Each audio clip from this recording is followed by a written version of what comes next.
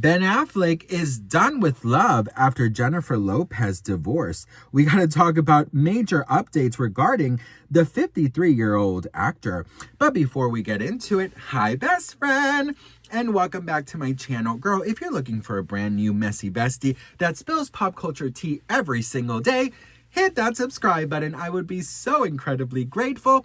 All right, best friend, listen. It is a brand new month. It is March 1st. I'm so grateful to start this month with you. I do not take any of you guys for granted. I really wanted to say thank you for your love, your support, your kindness, and just for always being there. I'm so grateful to start this month. I know it's going to be so blessed for all of us. And remember, girl, your dreams are about to come true.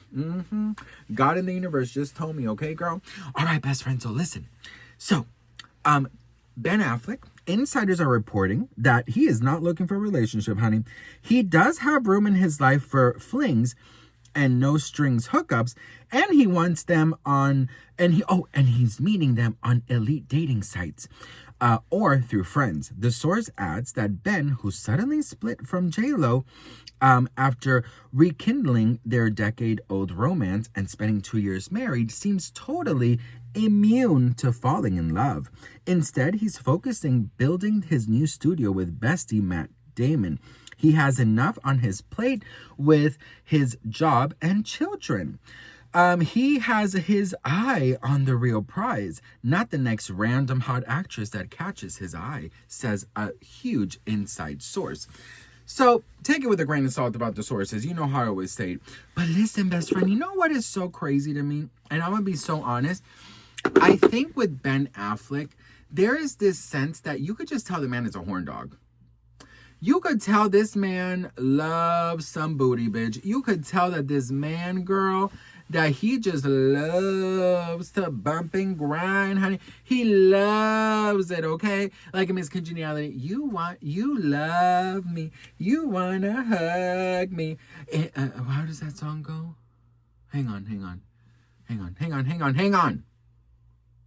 You're one in a million, in a lifetime. You made me discover what inside above you. You're one in a million, in a lifetime. I love that movie so much. I'm gonna watch it today. I have to watch it today. All right. So listen. I think that Ben Affleck is definitely over romance. I mean, you know, supposedly Jennifer Garner was the love of his life. Then he lost that due to his things. You know, he dropped major ball there.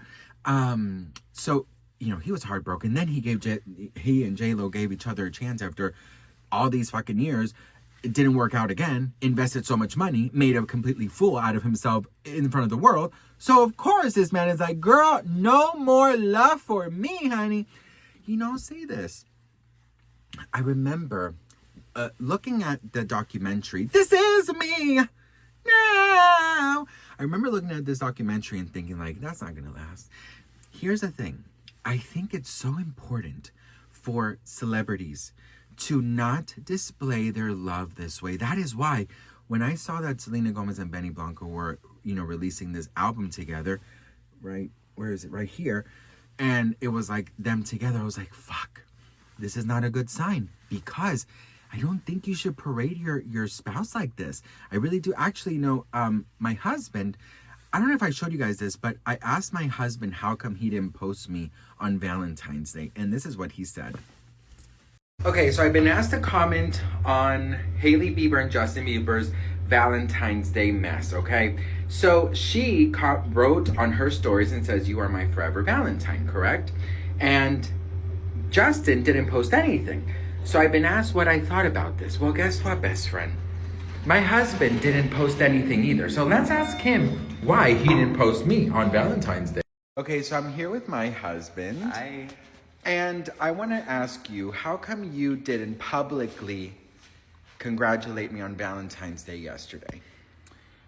First of all, because I don't believe that everyone has to have access to, like, your relationship. Actually, we don't post a lot of things together. And second of all, I already gave you a great gift and a great day together. That's more important than what other people are gonna think that you got. That part. Thank you, Happy. And he gave me some good dick. Ooh, Listen, I agree. I think that, just because he didn't post her doesn't mean nothing.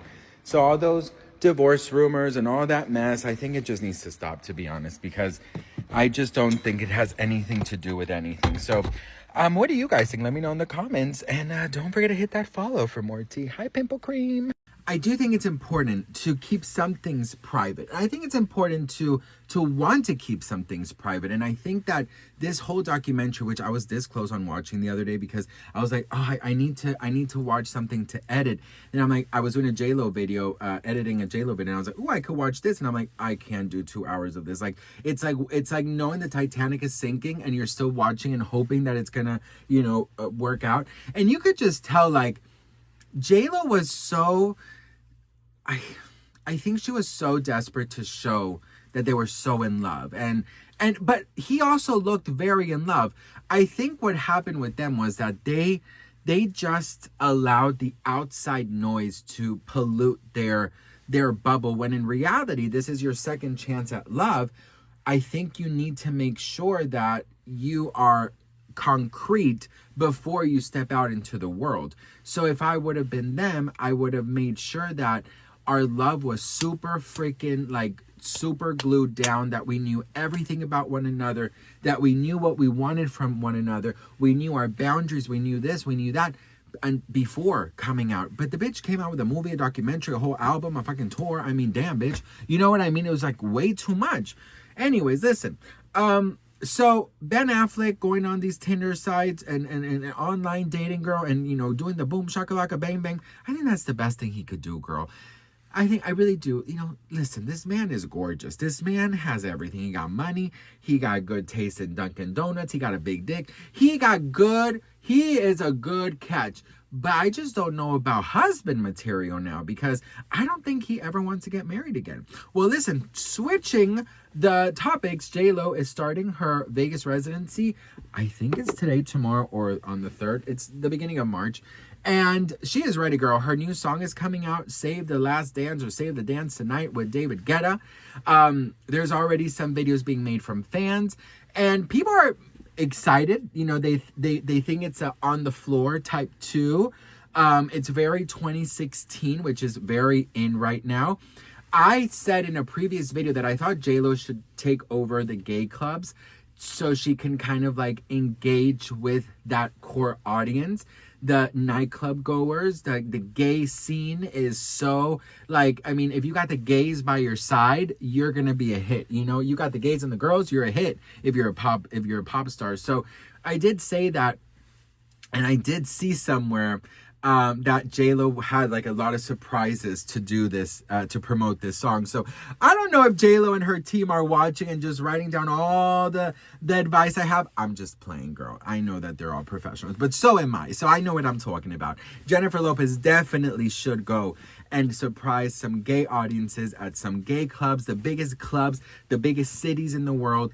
And I promise you this song will be a hit. But anyways, another little thing that we were talking about is I'm very curious to see if Ben Affleck and Jennifer Garner's kids are going to be in attendance of JLo's Vegas residency, which is starting now in a couple days, because remember we talked about how JLo invited them, but that Jennifer Garner and Ben Affleck didn't really want them to go see her because of her costume choices. So I'm very curious to see if their children, they're already, they're older. I mean, come on. But if they're going to go and see JLo, because I don't know, like, I always wonder, like, if your mom was Madonna or like Britney or Christina or, whoever, and you saw them, or JLo, like half naked on stage, how would you feel about it? I just feel like if I go back to my mansion and I have a playroom, I have an allowance of $1,000 a week. I go to a private school. I'm on private jets. I'm eating what I want. I have a chauffeur. I have this. I get to go to fun experiences, go to concerts, go to wherever I want to go. I'll be the first one in front row clapping and tell my mom to take it off. Are you kidding me, bitch? Because of that, I get to live like this? And you think I'm going to be ashamed of that? Hell fucking no, bitch, okay? I'm going to be there and I'll be like, you better work, bitch, okay? I'm not playing with her. Anyways, what do you guys think? Let me know. Okay, if you could choose which pop star you would want to be your mom. Imaginary thing. I know our moms are our moms, but who would you choose? JLo, Britney, Christina, Madonna, Janet Jackson, or I'm trying to think like the divas, you know, like, or Jessica Simpson. Who would you choose? Let me know or Hillary Duff. Who would you choose? Let me know or who would you choose other than that list? Love you guys so much for watching. So grateful and thankful for each and every one of you. And I'll see you on the next one. Mwah.